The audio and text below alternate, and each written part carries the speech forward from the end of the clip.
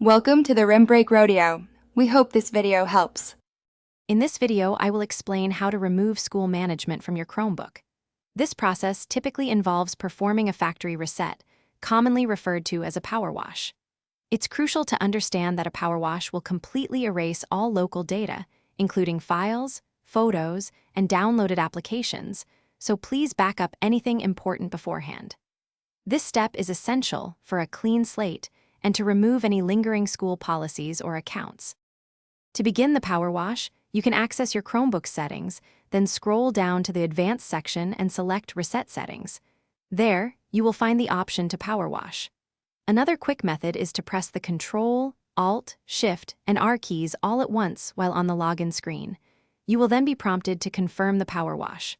Follow the on-screen instructions carefully to complete this critical step. Once the power wash is complete, your Chromebook will restart, presenting you with the initial setup screen, just like a brand new device. During this crucial phase, it is absolutely vital that you do not sign in with any school-issued Google accounts. Instead, choose to sign in with a personal Google account or create a completely new one. This ensures that the device remains free from school management and allows you to customize it fully for personal use. It's very important to consider that if your Chromebook is actually owned by the school, attempting to remove its management might go against their policies. Some school-issued devices might even have hardware-level restrictions that prevent a complete removal of management, regardless of a power wash.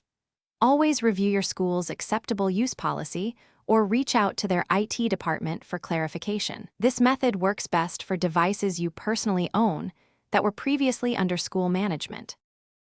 Thanks for watching. Consider subscribing if we helped you.